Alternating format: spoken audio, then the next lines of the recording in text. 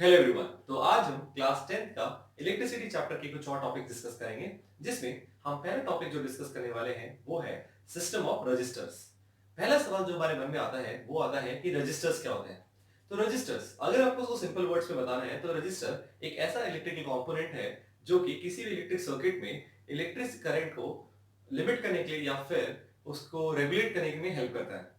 यानी कि हमें कितना इलेक्ट्रिक करंट चाहिए वो लिमिट हम रेजिस्टेंस की हेल्प से सेट कर सकते हैं, या फिर हमें किसी सर्किट में बार बार इलेक्ट्रिक करंट को वैरी करना है तो हम ये काम भी रेजिस्टर्स की हेल्प से कर सकते हैं। जहां पे ये कुछ ऐसा सिंबल हमने पहले भी डिस्कस किया था अपने पहले लेक्चर में, और उसके आगे हमने ऐसा सिंबल भी डिस्कस किया था जिसमें हमने एक एरो लगा दिया था। ठीक है, तो जो ऐसा सिंबल होता है ये रजिस्टर्स हैं जहां पे एक फिक्स रेजिस्टेंस प्रोवाइड करते हैं।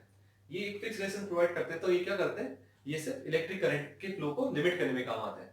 लेकिन जहां मैंने नीचे ऐसे रेजिस्टेंस पर एक एरो लगाया है तो इसे हम वेरिएबल रेजिस्टेंस या वेरिएबल रेजिस्टेंस भी कहते हैं, या रियोस्टेट भी कहते हैं। तो ये क्या करता है, ये करंट को रेगुलेट करने में हेल्प करता है। अगर हम रेजिस्टेंस को कम ज्यादा करेंगे तो वी नो इट, रेजिस्टेंस क्या करता है, it provides the opposition to the flow of charges. तो अगर रेजिस्टेंस को हम कम ज्यादा करेंगे, तो जब हम कभी अपोज ज्यादा कर रहे हैं तो करंट कम हो जाएगा, जब हम अपोज कम कर रहे हैं तो करंट ज्यादा हो जाएगा। तो इससे हम करंट को भी रेगुलेट कर पाते हैं। तो यहाँ पे हम रजिस्टर्स के किन किन सिस्टम रजिस्टर्स किन किन तरीके से हम सर्किट में कनेक्ट कर सकते हैं उस बारे में डिस्कशन करेंगे।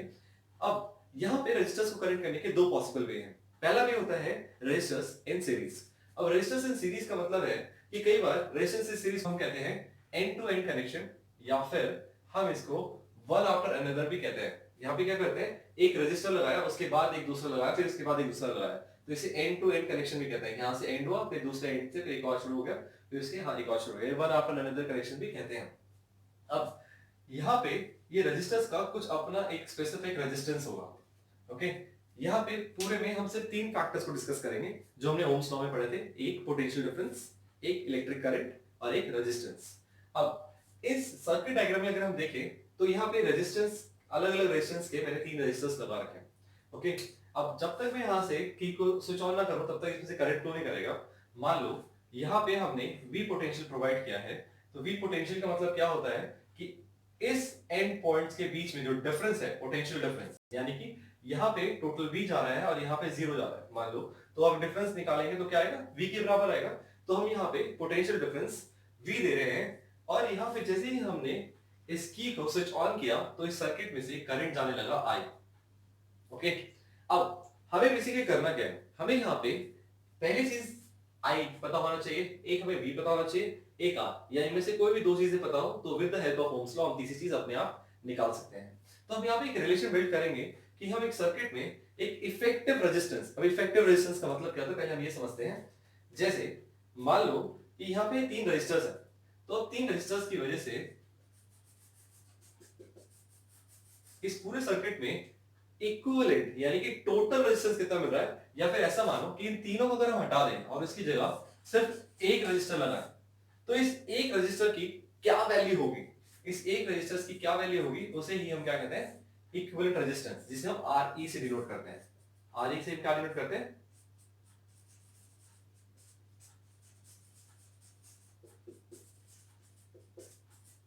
Equivalent resistance. तो हमें इक्विवेलेंट रेजिस्टेंस निकालना है सर्किट का, ठीक है, जिसके लिए हम एक्सप्रेशन भी डिराइव करेंगे एक एक करके।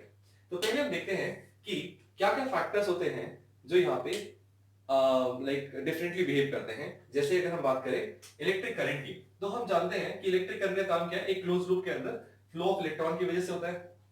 ओके, अब ये क्लोज लूप है, अगर मैं बात करूं यहां से इलेक्ट्रॉन इसकी तरफ आ रहे हैं और यहां से फिर ऐसे मूव कर रहे हैं, तो यहाँ पे हर जगह इलेक्ट्रॉन का फ्लो कैसा है, एक जैसा है। अब हर जगह इलेक्ट्रॉन फ्लो एक जैसा है, तो मैं ये कह सकता हूं कि जो करंट है वो तीनों रजिस्टर्स पर कैसा रहेगा, सेम रहेगा। इस पे भी आ जाएगा, इस पे भी आ जाएगा, इस पे भी आ जाएगा। तो यहाँ पे जो पहला इंपॉर्टेंट फैक्टर जो हमें समझ रहे हैं वो ये कि current on resistors will be same in series connection. Okay, तो सीरीज कनेक्शन में जो पहला फैक्टर हमने समझा वो ये कि current on the resistors will be same in series connection. Okay, दूसरी चीज हम देखेंगे कि यहाँ पे अगर रेजिस्टेंस अलग अलग है यानी कि अगर R1 है, R2 है, R3 है, ये तीन अलग रजिस्टर्स हैं, यानी कि तीनों का एक अलग रेजिस्टेंस होगा, तीनों में अलग ऑपोजिशन होगा फ्लो चार्जेस के लिए। अब जब तीनों में अलग ऑपोजिशन है तो तीनों में हमें वर्क भी डिफरेंट डिफरेंट करना पड़ेगा। कि जहां पे ऑपोजिशन ज्यादा है वहां पे हमें वर्क ज्यादा करना पड़ेगा, जहां ऑपोजिशन कम है वहां हमें वर्क थोड़ा कम करना पड़ेगा। तो इस तरीके से मैं कह सकता हूं कि इन तीनों पे जो V की वैल्यू होगी वो अलग अलग होगी। कहीं पे वर्क ज्यादा करना पड़ रहा है, कहीं पे वर्क कम करना पड़ रहा है। ओके, तो यहां से हमें एक और चीज मिली, वो ये कि वोल्टेज या फिर पोटेंशियल डिफरेंस भी कह सकते हो आप, on resistors will be different in series connection. Okay, तो यहां पे हम देखा कि करंट क्या होता है on the register will be same end voltage क्या होता है on the register will be different. लेकिन यहां पे एक चीज और देखने वाली है, वो ये कि अगर हम बात करें कि यहां पे हमने टोटल जो पोटेंशियल भेजा वो V भेजा है, ठीक है, तो यहां पे जो भी हम वर्क करेंगे, अब जब टोटल वर्क ही मैं इतना कर सकता हूं और ये टोटल वर्क ही इन तीनों पे हो रहा है, तो मैं कह सकता हूं कि जो ये पोटेंशियल V है वो इन सिंगुलर पोटेंशियल का सम होगा। जितना वर्क मैंने इस पे किया, इस पे किया, इस पे किया, क्यों? क्योंकि यहाँ पे मैंने टोटल V भेजा है और यहाँ पे जीरो है, ठीक है, यहाँ ग्राउंड स्टेट है, तो जो टोटल वर्क हो रहा होगा इस पोटेंशियल डिफरेंस की वजह से वो इन तीनों में जा रहा होगा सर। तो इसमें किसी में कम जा रहा होगा, किसी में ज्यादा जा रहा होगा, depending on the value of resistors. तो मैं कह सकता हूं कि फ्रॉम above figure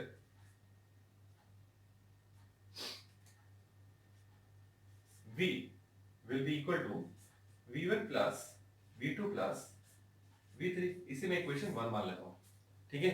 बट अभी हमें V1, V2, V3 की वैल्यू पता होनी चाहिए और हमें V की वैल्यू पता होनी चाहिए। अब जो V है ये V किसके बराबर होगा? अकॉर्डिंग टू ओम्स लॉ ये V बराबर होगा I R के। लेकिन यहाँ पे तो तीन रजिस्टर्स है, तो हम किसकी वैल्यू पुट करें? तो यहाँ पे इन तीनों की जगह जो एक रजिस्टर लगा सकते हैं, जो हम जिसे हम इक्विवेलेंट रेजिस्टेंस कह रहे थे, हम उस रेजिस्टेंस को पुट करेंगे। तो हम V का फॉर्मूला यहाँ लिख सकते हैं, वेयर V इक्वल टू हो जाएगा हमारा I R E। ओके, तो ये तो हमारे इक्वेशन 2 आ गए फॉर एग्जाम्पल। ओके, अब ऐसे ही अगर मैं बात करूं सिर्फ इस रजिस्टर पे R1 पे, तो यहाँ पे रजिस्टर R1 है और करंट जा रहा है I। तो रजिस्टर R1 और करंट I है, तो यहाँ पे जो पोटेंशियल होगा वो क्या हो जाएगा? V1 is equal to I1 R1। Okay, अब I जो है वो सेम है, तो I1 लिखने की जरूरत नहीं हमें, हम I लिखेंगे।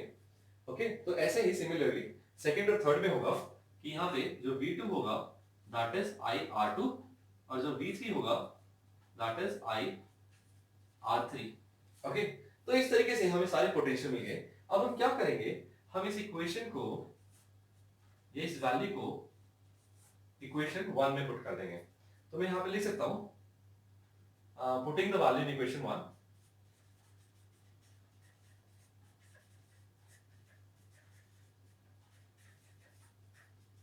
अब इक्वेशन 1 में अगर वैल्यू को पुट करें तो ये क्या हो जाएगा? I R E equals to I R1 plus I R2 plus I R3। अब आप देख रहे हो कि I सभी सेम है, तो मैं क्या कर सकता हूं, मैं यहाँ पे I लिख सकता हूं, यहाँ पे I कॉमन ले लूं तो यहाँ पे आ जाएगा R1 plus R2 plus R3। तो यहाँ से I कैंसिल हो जाएगा और जो हमारा R इक्विवेलेंट है उसका रिलेशन मैं अब यहाँ पे लिख रहा हूं, वो रिलेशन कुछ ये आएगा that RE equals to R1 plus R2 plus R3। तो ये तो कब है? जब तीन रेजिस्टर्स लगा रखे हैं। तो आप इसमें आप इनफिनाइट लगाओ, n नंबर्स लगाओ, कोई फर्क नहीं पड़ता, बस क्या होगा वो सीधे सीधे उतने सम होते जाएंगे। तो यहाँ पे हमने पहला एक्सप्रेशन डिराइव किया, वो क्या? Equivalent resistance in case of series element. Okay, तो इस तरीके से हम अपना पहला रेजिस्टेंस निकाल सकते हैं। तो हमारे यहाँ पे I कटने से बचेगा क्या? RE equals to R1 plus R2 plus R3। और अगर हम ऐसे n नंबर्स लगा देंगे तो हमारा रिलेशन ये निकलेगा। ओके, तो ये हमारी थी पहला हमने जो रिलेशन डिराइव किया। अब बात करते हैं सिस्टम अरेंजमेंट ऐसा जहां पे सारे रेजिस्टेंस जो है वो पैरेलल में लगे हुए हैं। अब यहाँ पे पैरेलल कनेक्शन है। ओके, अब पैरेलल कनेक्शन में क्या होता है, अगेन हम तीन फैक्टर्स यहाँ समझेंगे। पहला हम ये समझेंगे कि यहाँ पे रेजिस्टेंस कितना है, रेजिस्टेंस के अलावा हम समझेंगे करंट कितना है और पोटेंशियल डिफरेंस कितना है। तो यहाँ पे भी इक्विवेलेंट रेजिस्टेंस एक फैक्टर आता है, वो क्या होता है कि ये तीन रेजिस्टेंस जो लगे हुए हैं, ठीक है, इन तीन रेजिस्टेंस को अगेन हम नाम दे देते हैं, इसको हम बोलते हैं R1, ये R2 और ये R3, ठीक है, R1, R2 एंड R3। अब यहाँ पे इन तीनों की जगह अगर हम सर्किट को हटाए और यहाँ पे एक रेजिस्टेंस लगाए जिसकी वैल्यू जो ये तीनों रेजिस्टेंस प्रोवाइड कर रहे हैं वो ये अकेला प्रोवाइड करे, ठीक है, तो वो उसके बराबर होगी, तो उसे हम आर इक्विवेलेंट बोलेंगे अगेन। अब हमारा काम यही है आर इक्विवेलेंट निकालने का। तो हम पहले शुरुआत से देखते हैं। मान लो हमने यहाँ से V पोटेंशियल दिया, तो V पोटेंशियल हमने अभी समझा, इसका मतलब क्या है, यहाँ पॉजिटिव V है और यहाँ पे जीरो है। ओके, अब ये जो टर्मिनल का है यही पोटेंशियल डिफरेंस है जिसकी वजह से हमारा रेजिस्टेंस एक पॉइंट से दूसरे पॉइंट, मतलब जो फ्लो ऑफ इलेक्ट्रॉन है वो पॉसिबल हो पाता है। तो जैसे ही हम यहाँ से की ऑन करेंगे तो यहां से हमारा क्या जाएगा सर्किट में, आई। अब यहां से देखो, इस पॉइंट से इस पॉइंट तक जो इलेक्ट्रॉन आ रहे हैं, तो इलेक्ट्रॉन के पास तीन पॉसिबल वेज हैं। यहाँ पे रेजिस्टेंस R1 है, R2 है, R3 है। तो तीन रेजिस्टेंस अगर मान लो मैं कहता हूं कि तीनों में रेजिस्टेंस अलग अलग है, जो तीनों में रेजिस्टेंस अलग अलग है, हमारे पास तीन पॉसिबल रास्ते हैं और अब तीनों में रुकावटें अलग अलग हैं। तो हम क्या करेंगे, सबसे पहले हम वहां से जाएंगे जहां रुकावटें सबसे कम होगी। फिर उसके बाद अगर हमें लगेगा कि वो रास्ता पूरी तरह भर चुका है, वहां पे और जगह नहीं है, तो मैं दूसरा बेस्ट ऑप्शन चूज करूंगा जहां पर रेजिस्टेंस शायद थोड़ा ज्यादा हो लेकिन जो तीसरा रास्ता है उससे थोड़ा कम हो। तो यहाँ पे जब हर जगह फ्लो ऑफ इलेक्ट्रॉन अलग अलग पॉसिबल है और फ्लो ऑफ इलेक्ट्रॉन हर जगह अलग अलग हो रहा है, तो यहाँ पे करंट अलग अलग होगा। तो मैं इसे कहता हूँ I1, इसे कहता हूँ I2 और इसे कहता हूँ I3। ओके, तो हमें यहाँ पे करंट तो डिफरेंट मिल गया, लेकिन हम एक चीज देखेंगे, जो वर्क कर रहे हैं हमें अल्टीमेटली इस पॉइंट से इस पॉइंट तक आना है। तो इस पॉइंट से मैं इस रास्ते से भी जा सकता हूं, तो मैं कहूंगा कि यहाँ पे भी पोटेंशियल भी है इन दोनों के बीच में। इस रास्ते से मैं यहां से भी जा सकता हूं, तो मैं कहूंगा कि इन दोनों के बीच में भी पोटेंशियल भी है, और इस रास्ते से मैं इधर से भी पहुंच सकता हूं। तो जो टोटल वर्क है मैं तीनों में कर सकता हूं, राइट। तो मैं कहूंगा कि जो V है वो इसमें भी सेम है, इसमें भी सेम है, इसमें भी सेम है, तो तीन रेजिस्टर्स पे V सेम है हमारा। तो हम यहाँ पे शुरू करेंगे इन फैक्टर्स को लिखना। तो पहले हम देखेंगे voltage will be same on resistors in parallel connection। Okay, तो हम ऐसा कह सकते हैं कि जो हमारा पोटेंशियल होगा वो क्या होगा, सेम होगा। और करंट जैसे मैंने बताया कि जब हमारे पास तीन पॉसिबल रास्ते हैं और तीनों से नंबर ऑफ इलेक्ट्रॉन्स अलग अलग आएंगे, तो यहाँ पे current will be different on resistors in again parallel connection।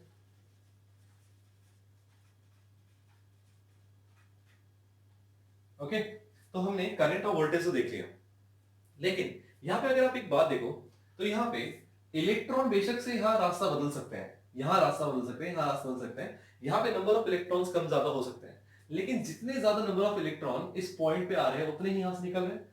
तो इस पॉइंट पे यहाँ और यहाँ करंट क्या होगा, सेम होगा। तो अगर यहां से करंट आई जा रहा है तो वापस सर्किट में भी आई आना चाहिए, ठीक है। तो मैं कह सकता हूं कि यहां से करंट 3 में बटा और बाद में तीनों इकट्ठा होकर आई बन गए। ओके, तो यहां से एक रिलेशन निकल कर आता है that I is equals to I1 plus I2 plus I3। इसे हम इक्वेशन 1 मान लेते हैं फॉर दिस डेरिवेशन, ठीक है। अब फैक्टर हमारे पास ये आता है कि इस I की वैल्यू क्या है।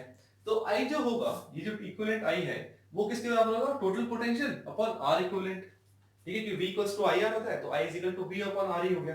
तो यहाँ पे हम एक एक करके वैल्यूज लिखेंगे, where I is equal to V upon R equivalent, ठीक है। वैसे ही I1 इक्वल टू V तो सेम रहेगा, तीनों पे पोटेंशियल सेम है, बस चेंज क्या होगा, रेजिस्टेंस। तो यहाँ पे R1 हो गया, ऐसे ही I3 V bye R2, sorry I2, और ऐसे ही I3 V bye R3। Okay, तो इस तरीके से हमें वैल्यूज मिल गई। अब इसे हम इक्वेशन 1 कह देते हैं, इसे सॉरी इक्वेशन 2 कह देते हैं, इसे इक्वेशन 3 कह देते हैं, इक्वेशन 2, इक्वेशन 3, इक्वेशन 4, इक्वेशन 5। अब क्या करना है हमें, ये सारी वैल्यूज हमें इक्वेशन 1 में पुट करनी है। तो again putting the value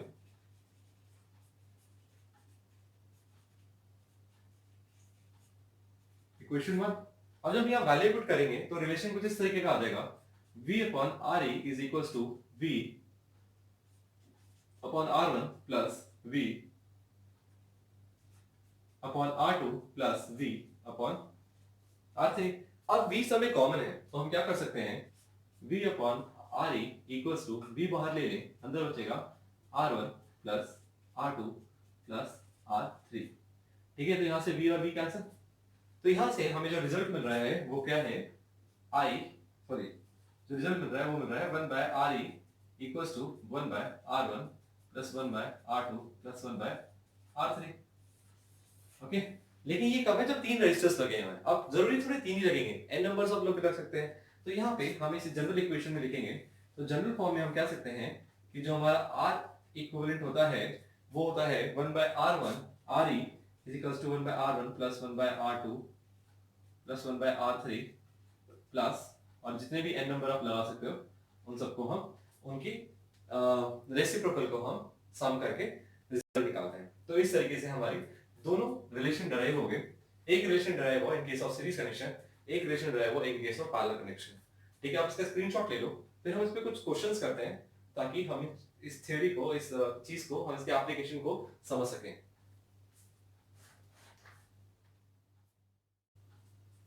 okay, तो अब हम इस पे कुछ बेसिक न्यूमेरिकल्स देख लेते हैं। ओके, तो सबसे पहले हमने अभी बात की थी कि रजिस्टर्स का अरेंजमेंट सीरीज में हो सकता है और पैरेलल में। तो हमें सबसे बेसिक क्वेश्चन क्या दे देगा, ऐसे कुछ सर्किट्स दे देगा जिसमें आपको सीरीज में रेजिस्टर्स और या सीरीज पैरेलल दोनों में रेजिस्टर्स लगे होंगे, और इसको हम टर्न बाय टर्न सॉल्व करेंगे। तो अगर हम बात करते हैं पहले क्वेश्चन की, तो यहाँ पे हमें फॉर एग्जांपल सारे रेजिस्टेंस 2 ओम के दे रखे हैं। ओके, और पोटेंशियल हमें दे रखा है 12 वोल्ट। ओके, ये हमने इसलिए वैल्यूज ले ली ताकि हमारे लिए कैलकुलेशन थोड़ी आसान हो जाए। तो हमने मान लिया ये हमारा R1 है, ये हमारा R2 है, ये हमारा R3 है। हमें क्या निकालना, I निकाला सर्किट का। तो I निकालने के लिए हमारे पास जो फॉर रिलेशन होता है that is Ohm's law. Okay, relation के लिए हमें क्या चाहिए, नाउ फॉर अगर मुझे I निकालना है तो we know that V equals to I R होता है, तो I is equals to V upon R हो जाएगा। और ये R क्या होगा, ये होगा इक्विवेलेंट जो पूरे सर्किट का है, क्योंकि हम V भी क्या ले रहे हैं, पूरे सर्किट का ले रहे हैं। ओके, तो इससे हम इक्वेशन 1 मान लेते हैं और हम R इक्विवेलेंट के लिए क्वेश्चन को आगे सॉल्व करते हैं। R इक्विवेलेंट, अब ये सर्किट सीरीज में है, यहाँ पे हमें दिख रहा है कि यहाँ से करंट जा रहा है और करंट सब में सेम है। यहाँ पे सर्किट सीरीज में है सिंपली, तो हमें क्या करना है, सारे रेजिस्टेंस को डायरेक्ट ऐड कर देना है। तो डायरेक्ट ऐड करने से आंसर क्या आएगा, 2 + 2 + 2 which is equal to 6 ohm. Okay, और हमें ये क्या करना है, putting the value in equation 1।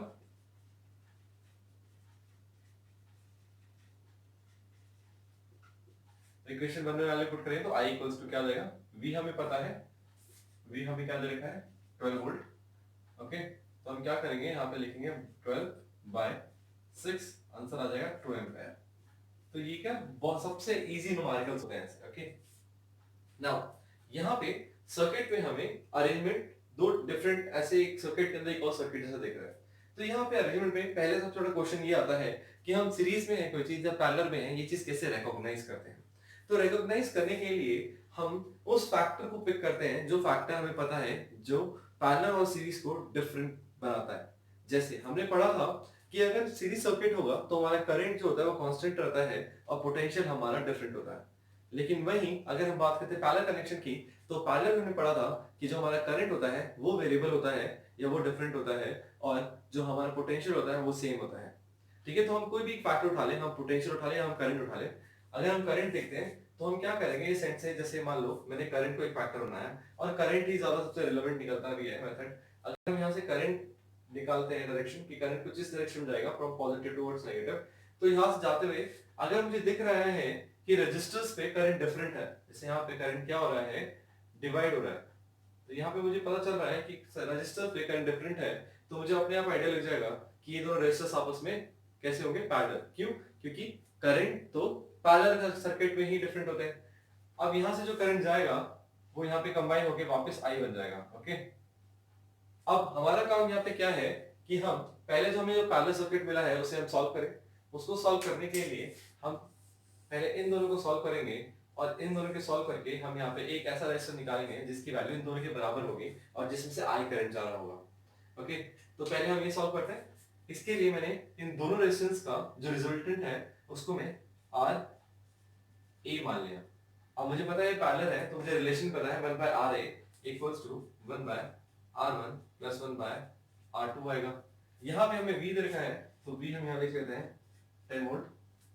अब इसे मैंने आर ए माना है, ये जो नया रिजल्टेंट निकलेगा इसको मैंने आर ए मान लिया। तो आर ए की वैल्यू हम यहाँ से डायरेक्टली निकाल सकते हैं, that will be equal to 1 by 4 by 1 by 4 LCM लेंगे 4 by 2 that is equal to R A. तो 1 बाय आर ए हमारे पास आ जाएगा 2 बाय 4 और आर ए की वैल्यू हमारे पास आएगी 4 by 2 which is equal to 2। Okay, तो यहाँ से हमने आर ए की वैल्यू निकाली 2 ओम। अब यहाँ से आर ए मिल गया। अब सिंस आर ए में से करंट जा रहा है आई और आर थ्री में से करंट जा रहा है आई, तो हमें पता है यहाँ पे करंट सेम है। तो करंट सेम किस सर्किट में होता है? सीरीज सर्किट में। तो ये दोनों रेजिस्टर्स कैसे होंगे? सीरीज में होंगे। तो हम डायरेक्टली आर इक्विवेलेंट निकाल लेंगे जो कि R A plus R three के बराबर होगा।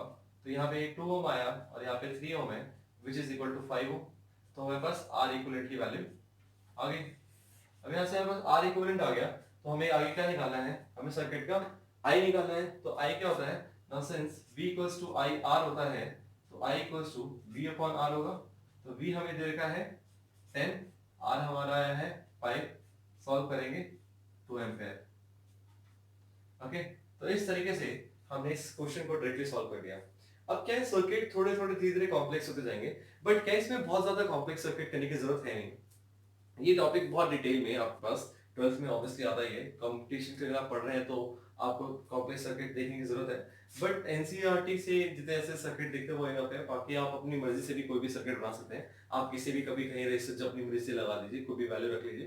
कैलकुलेशन में थोड़ी डिफिकल्टी होगी, अदरवाइज आप सर्किट को अपने हिसाब से, अगर आप एक बार समझ गए सर्किट को कैसे समझना है और कैसे आइडेंटिफाई करना है कौन से रेजिस्टेंस पैरेलल में लगे कौन सा सीरीज में, तो इतनी प्रॉब्लम आपको आएगी नहीं। अब यहाँ पे भी देखो, जैसे यहाँ पे ये बिल्कुल सिमिलर क्वेश्चन लिया है, ये हमारे पास एनसीईआरटी सॉल्व एग्जांपल में भी है। यहाँ बस मैंने वैल्यूज को चेंज किया थोड़ा। यहाँ पे अगर हम देखें तो पॉजिटिव से करंट जाएगा हमारा आई। अब यहाँ से जो करंट आई जा रहा है तो इस पॉइंट पे करंट को डिवाइड होना पड़ेगा। तो यहाँ पे I1 है, यहाँ पे I2 है। तो मैं कह सकता हूँ कि रजिस्टर 1 और रजिस्टर 2 आपस में कैसे कनेक्टेड है? पैरेलल। क्यों? क्योंकि उनके ऊपर करंट जो आ रहा है वो डिफरेंट जा रहा है। तो यहाँ पे हम क्या करेंगे, इन दोनों के लिए हम इसको पैरेलल कनेक्शन सॉल्व करेंगे और एक नए रजिस्टर की वैल्यू निकालेंगे जिसको मैं आर ए कह देता हूँ। ओके, अब वैसे सिमिलरली यहाँ पे देखेंगे कि यहाँ पे करंट अब आ गया। जब करंट यहाँ पहुंचेगा तो इसे यहाँ पे 3 रजिस्टर्स पे अलग अलग होना पड़ेगा। तो इसे मैं कहता हूँ I3, I4 और I5। तो मुझे पता है करंट यहाँ पे भी डिफरेंट जा रहा है, तो इसका मतलब R3, R4 और R5 ये भी आपस में कैसे कनेक्शन में? पैरेलल कनेक्शन में। अब ये पैरेलल कनेक्शन में तो इसकी जगह भी एक नया रेजिस्टेंस निकालना पड़ेगा जो कि इन तीनों के बराबर होगा, उसे मैं RB कह देता हूँ। ओके, अब यहाँ से हम पहले इन दोनों को सॉल्व कर लेते हैं, फिर हम आगे देखते हैं। पहले हम सॉल्व करेंगे RA। तो RA के लिए हमें क्या करना पड़ेगा? सी अभी क्या है, हमें कुछ गिवन है, हमें गिवन है वोल्टेज गिवन है हमें, दैट इज 12 वोल्ट। ठीक है, तो हम सॉल्यूशन शुरू करते हैं। तो पहले सॉल्व करते हैं for resistors R1 and R2। हम देखेंगे एक नया रेजिस्टेंस आएगा RA is equals to R1 plus R2 which is equals to 1/2 plus 1/2। अब इसको सॉल्व करेंगे तो 1/RA equals to एलसीएम लेंगे 2, ऊपर भी आएगा 2, तो RA की वैल्यू आ जाएगी 1 ओम। ओके, तो हमने क्या निकाल लिया? हमने RA की वैल्यू निकाल ली। तो इसी तरीके से हम क्या करेंगे, हम RB की वैल्यू निकालेंगे। RA हमने सॉल्व किया जो कि हमारा 1 एम्पीयर के 1 एम्पीयर आया, 1 ओम आया। अब हम बात करें कि हम क्या करें जब हमें सेकेंड पार्ट सॉल्व करना है। तो हम लिखेंगे for register R3, R4 and R5। Okay, तो इसको हम यहां सॉल्व करते हैं। For register R3, R4 and R5। अब इन रेजिस्टर्स के लिए अगर सॉल्व करना है तो हम क्या देखेंगे कि यहाँ पे अगेन पैरेलल कनेक्शन है, तो यहाँ पे रिजल्ट क्या आएगा, इसे हमने RB के बराबर माना है, तो RB equals to 1 by R3 plus R4 plus R5। इसको सॉल्व करेंगे तो ये हो जाएगा RB equals to 1 by R3 यानी कि 3 ओम, 1 बाय R4 यानी कि 2 ओम, 1 बाय R5 यानी कि 6 ओम। ठीक है, इसका अगर हम एलसीएम लेंगे तो एलसीएम आएगा 6 और यहाँ पे 3 की टेबल में 2, 3 प्लस 1। ओके, तो इसे फर्दर सॉल्व करेंगे तो 1 बाय RB की वैल्यू हमारे पास आएगी 6 बाय 6, सॉल्व करेंगे 1 यानी कि RB की वैल्यू मेरे पास 1 ओम आ गई। ठीक है, अक्सर जो यहाँ पे गलतियां कर लेते हैं बच्चे वो ये कि ये रेसिप्रोकेट करना भूल जाते हैं। यहाँ पे तो मैंने कैलकुलेशन इजी मिले इसलिए मैंने यहाँ पे बहुत इजी वैल्यूज लिए हैं। कई बार क्या आता है 1/6 या 6/4 ऐसे कुछ वैल्यूज आती है तो क्या रेसिप्रोकेट नहीं करते, तो वहां पे क्या एक गलती यहाँ पे बहुत ज्यादा होती है, तो प्लीज थोड़ा केयरफुल रहे यहाँ पे। अब यहाँ पे बस RA आ गया, RA आ गया और RB आ गया, तो मुझे सिंपली क्या करना है, अब मुझे पता है कि यहाँ से सर्किट को मैं दोबारा देखूं तो यहाँ पे हमें बस एक ही रजिस्टर होगा दैट इज RA, यहाँ पे भी एक रजिस्टर होगा दैट इज RB। तो ये RA में से भी एक एम्पीयर एक आई जा रहा है और RB में से भी आई जा रहा है, तो इसका मतलब क्या है, ये दोनों आपस में रजिस्टर सीरीज में है। तो सीरीज के लिए हम R इक्विवेलेंट सॉल्व करेंगे, तो RE या लिखेंगे हम for new resistors RA and RB, RE equal हो जाएगा RA plus B which is equal to 1 plus 1, ये मेरा डायरेक्ट आ गया 2 ओम। अब मैंने सर्किट में इक्विवेलेंट रेजिस्टेंस निकाला है, यानी पहला पार्ट मेरा सॉल्व हो चुका है। अब मुझे क्या निकालना, I निकालना है, तो I हमें पता है since we know that V equals to हमारा IR होता है, I इक्वल्स टू हमारा V बाय R होगा और यहाँ पे R इक्विवेलेंट के बराबर होना चाहिए। तो V हमारे यहाँ पे कितना दे रखा है सर्किट में 12 वोल्ट दे रखा है, तो 12 वोल्ट्स डिवाइडेड बाय 2 सॉल्व करेंगे आंसर आएगा 6 एम्पीयर।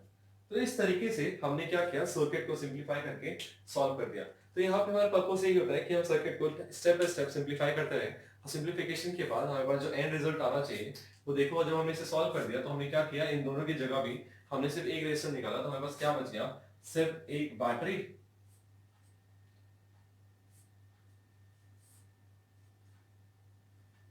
और डायरेक्ट इसमें से सिर्फ एक रजिस्टर लगा हुआ। ठीक है, तो इससे हमने देखा कि एक रजिस्टर लगा है जिसकी वैल्यू है 2 ओम, ये कितना है 12 वोल्ट और इसमें से करंट जा रहा है I which is equals to 6 ampere. तो ये क्या लास्ट में सर्किट में हमारे पास सिर्फ एक रजिस्टर, उसके अंदर एक पोटेंशियल डिफरेंस या एक बैटरी और करंट जा रहा होगा। तो इस तरीके से हम सर्किट को सिंपलीफाई करते आते हैं। आप स्टेप बाय स्टेप इसको कर सकते हो, बट अगर आप सर्किट को ऐसे करना चाहते हो कि आपने सर्किट को रीड कर लिया है और आप ऐसे नेमिंग का करके सॉल्व करना चाहते हो तो आप उससे भी उससे सॉल्व कर सकते हो। ठीक है, ये तो बहुत बेसिक न्यूमेरिकल्स हुए। इसके बाद हम थोड़े और डिफरेंट टाइप के न्यूमेरिकल डिस्कस करेंगे। आप पहले से स्क्रीनशॉट ले लो। ओके, तो अभी जो हमने क्वेश्चंस देखे उनमें हमें सर्किट दे रखा था, बट क्वेश्चंस कई ऐसे भी आपको मिलेंगे जहां पे आपको सर्किट नहीं दे रखा होगा, वो आपको खुद बिल्ड करने होंगे ना। यहाँ पे हम एक इस टाइप के क्वेश्चंस देखते हैं, जैसे यहाँ पे तुम्हें बोला है कि find the maximum and the minimum equivalent resistance possible with the help of 3 resistors given. तो आपको 3 रेजिस्टर दे दिए, अब आपको बोला है कि आप इसका एक ऐसा अरेंजमेंट बनाओ जिसमें आपको एक बार मैक्सिमम इक्विवेलेंट रेजिस्टेंस मिल रहा है और एक बार मिनिमम इक्विवेलेंट रेजिस्टेंस मिल रहा है। तो यहाँ पे एक रूल हम सीखेंगे, वो ये कि जब भी हमें कॉम्बिनेशन में रेजिस्टेंस को अरेंज करना हो, ठीक है, तो सेम रेजिस्टेंस को अगर हम अरेंज कर रहे हैं, अगर हमें मैक्सिमम रेजिस्टेंस चाहिए, अगर हमें मैक्सिमम रेजिस्टेंस चाहिए तो इसका जो सर्किट बनेगा, तो फॉर हम यहां बना लेते हैं फॉर मैक्सिमम रेजिस्टेंस, जो कि हम इन तीन रेजिस्टर्स की हेल्प से बना सकते हैं, वो कब बनेगा, will be provided in series connection. क्योंकि हम देख सकते हैं कि सीरीज कनेक्शन में हम क्या करते हैं, सीधे हम इन वैल्यूज को डायरेक्टली ऐड कर देते हैं, तो वहीं से हम सबसे मैक्सिमम रेजिस्टर देख सकते हैं। तो हम क्या करेंगे, सीधे सीधे हमें इन तीन रेजिस्टर्स को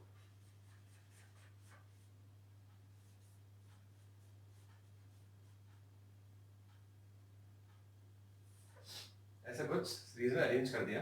हमें पता है कि तीनों की वैल्यू क्या है, R1 हमारा 3 है, R2 हमारा 2 ओम है और R3 हमारा 6 ओम है। बैटरी बैटरी का भी हमें नीड नहीं है, ये हम मान लेते हैं V पोटेंशियल है, क्योंकि हमें तो सिर्फ और सिर्फ रेजिस्टर निकालना है, इक्विवेलेंट रेजिस्टेंस। तो हम सीधे क्या निकालेंगे, R equivalent will be equal to R1 plus R2 plus R3 which is equal to 3 plus 2 plus 6 which is equal to 3 plus 2 is 5, 5 plus 6 is 11 ohm. Okay, तो ये हमारा वो रेजिस्टेंस आया है जो कि मैक्सिमम पॉसिबल है with the help of these three resistors. तो जब भी आपको मैक्सिमम निकालने को कहा जाए तो आप सीधे इसको सीरीज कनेक्शन निकाल दीजिए, और वहीं आपको अगर मिनिमम निकालना है और आर मिनिमम निकालना है तो अब क्या करेंगे, हमने आर मैक्सिमम निकाल लिया, आर मिनिमम के लिए हम उन्हें पैरेलली कनेक्ट कर देते हैं। कैसे, तो फॉर ये भी स्टेटमेंट है, ये बहुत इंपॉर्टेंट है, ये आप हमेशा याद रखेंगे क्योंकि ये हमें आगे के क्वेश्चंस में भी हेल्प करेगा। For minimum resistance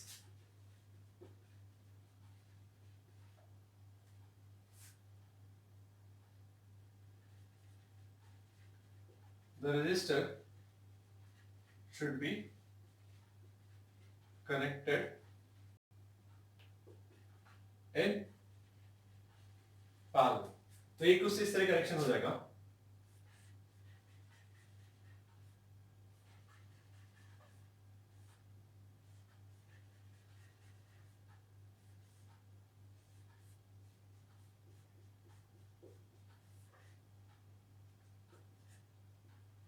okay, resistors की वैल्यू हमें अगेन पता है, यहां पे R1 हमारा 3 है,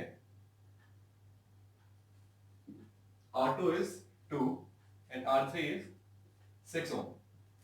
तो जब हम इसे सॉल्व करेंगे तो simple R equivalent is equals to 1 by R1 plus 1 by R2 plus 1 by R3 हो जाएगा, तो which will be equal to 1 by 3 plus 1 by 2 plus 1 by 6, LCM लेंगे 6 आएगा, तो यहाँ आ जाएगा 2 3 1 which is equal to 6 by 6, यहाँ पे 1 आ गया, तो हम देख सकते हैं कि यहाँ पे फर्दर हमारा R equivalent is equal to 1 ohm आ रहा है। तो यहाँ पे डिफरेंस देखो, यहाँ पे जब हमने सीरीज में कनेक्शन दिया तो ये 11 ओम दे रहा है, लेकिन वही हमने पैरेलल कनेक्शन किया तो सिर्फ 1 ओम दे रहा है। तो ये हमारी मिनिमम वैल्यू पॉसिबल है इन तीन रेजिस्टर से, और ये हमारी मैक्सिमम वैल्यू पॉसिबल है इन तीन रेजिस्टर से, और बाकी सारी वैल्यूज इनके बीच में लाई करेगी। ठीक है, तो इस आइडिया को लेके हम अपने आगे क्वेश्चन पे चलेंगे। इस क्वेश्चन में हमसे क्या बोला है, ये आपके एनसीईआरटी का एक क्वेश्चन है, इसमें बोला है show how would you connect three resistors each of resistance 6 ohm so that the combination has a resistance of 9 ohm and 4 ohm. Okay, तो यहाँ पे हम कैसे आइडिया लगाएं कि इसे हमें कैसे कनेक्ट करना है। हमें सर्किट ऐसा बनाना है कि जिसमें जो टोटल रेजिस्टेंस निकले, जो इक्विवेलेंट रेजिस्टेंस निकले, वो पहले केस में 9 ओम निकले और दूसरे में 4 ओम निकले। तो हम ऐसे क्या आइडिया लगाएं कि हम सर्किट बिल्ड कर सकें। तो यहाँ पे हमें मैक्सिमम और मिनिमम कंडीशन पता है, तो हमें पता है कि अगर हम 6 को मैक्सिमम बनाना चाहेंगे तो अगर मैं सारे सीरीज में लगाऊंगा तो 6 plus 6 plus 6 that will B 18, तो 18 की यहाँ कोई वैल्यू नहीं है। तो हमें ये पता चल गया कि भाई कोई भी रेजिस्टर यहाँ पे सीरीज में तीनों नहीं लगे होंगे, तो ऐसा कोई सर्किट नहीं है। फिर हमने देखा मिनिमम ट्राई करते हैं, तो हमने क्या किया 1/6 प्लस 1/6 प्लस 1/6। अब इसे हम करेंगे तो एलसीएम 6 आएगा। यहाँ पे मैं क्या चाहता हूँ कि हम पहले देखेंगे आर मैक्स, तो आर मैक्स हमें पता है 6 प्लस 6 प्लस 6 आ रहा है विच इज इक्वल टू 18 ओम। ठीक है, तो ये तो हमारा सर्किट नहीं हो सकता, सीरीज में कोई कनेक्शन नहीं है। लेकिन हम आर मिनिमम चेक करके देखेंगे, तो आर मिनिमम है हमारा 1/6 1/6 1/6, इसको सॉल्व करोगे तो यहाँ पे 6 3, और यहाँ पे फर्दर सॉल्व करेंगे तो आर मिनिमम की वैल्यू आ रही है 6/3 विच इज इक्वल टू 2 ओम। तो 2 ओम भी नहीं है, तो इसका मतलब ना तो ये हमारा सीरीज कनेक्शन है, ना मतलब ना तो ये हमारे सारे सीरीज में लगे होंगे और ना ये सारे हमारे पास पैरेलल में लगे होंगे। तो ये क्या हो सकता है, या तो दो रेजिस्टर सीरीज में लगे होंगे एक पैरेलल, या फिर दो पैरेलल लगे एक सीरीज। तो हम इसे ट्राई करते हैं। तो पहली कंडीशन में हमें जहां 9 ओम चाहिए तो मैंने ट्राई किया कि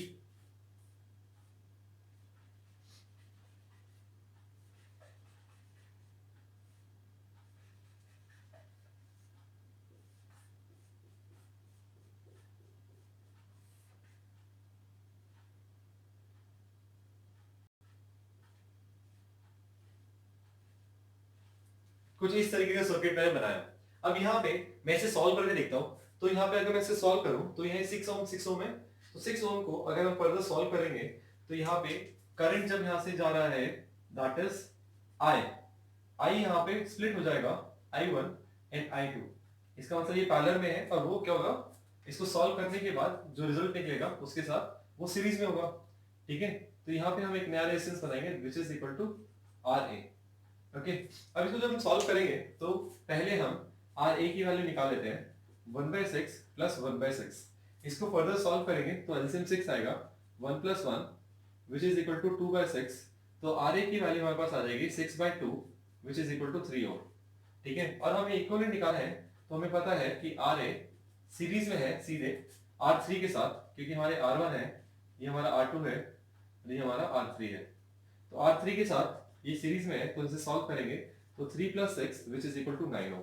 तो ये हमें रिजल्टेंट इक्विवेलेंट मिल गया और हमें यही कंडीशन यहाँ पे बनानी थी जहां पे हमें इक्विवेलेंट रेजिस्टेंस कितना मिले 9 ओम। तो ये हमारी पहली कंडीशन फुलफिल हो गई। अब हम देखते हैं दूसरी कंडीशन। दूसरी कंडीशन में हमें इक्विवेलेंट 4 ओम चाहिए। ठीक है, तो हमें पता है कि दो पूरा सीरीज और पूरा पैरेलल पॉसिबल नहीं है।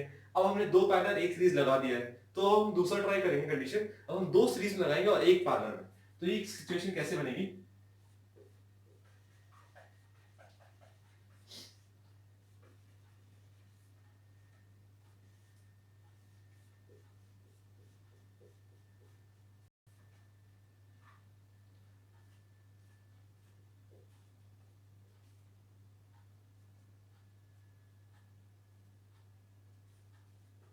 यहाँ पे हमने तीन रेजिस्टर्स हमारे अरेंज कर दिए। अब यहाँ पे हम फाइंड करके देखते हैं कि क्या ये कंडीशन फुलफिल करता है या नहीं। अब ये कंडीशन में हमने पहले देखा कि करंट जैसे जा रहा है हमारे यहाँ से I, तो यहाँ करंट इन दोनों में डिवाइड हो रहा है, यहाँ I1 यहाँ I2। लेकिन रजिस्टर 1 में और रजिस्टर 2 में सेम करंट जा रहा है, तो हम कहेंगे कि रजिस्टर 1 और रजिस्टर 2 आपस में कैसे सीरीज में। तो हम पहले इन दोनों को सॉल्व करेंगे। अब ये दोनों सीरीज में है तो इन दोनों की जगह एक जो नया रेजिस्टेंस आएगा उसको मैंने बोल दिया लेट्स से RB। ओके, तो हम पहले इसे सॉल्व कर लेते हैं। RB की जो वैल्यू होगी वो R1 प्लस R2 के बराबर होगी। अब दोनों क्या है 6 plus 6 which is equal to 12 ohm. तो ये हमारा 12 ओम आ गया। अब हमें क्या करना है, अब जो नया रेजिस्टेंस आया है इन दोनों में करंट अलग अलग जा रहा है, तो RB और R3 आपस में पैरेलल कनेक्शन में होंगे। तो अगर मुझे R इक्विवेलेंट निकालना है तो मुझे सिंपली 1/RB प्लस 1/R3 करना पड़ेगा।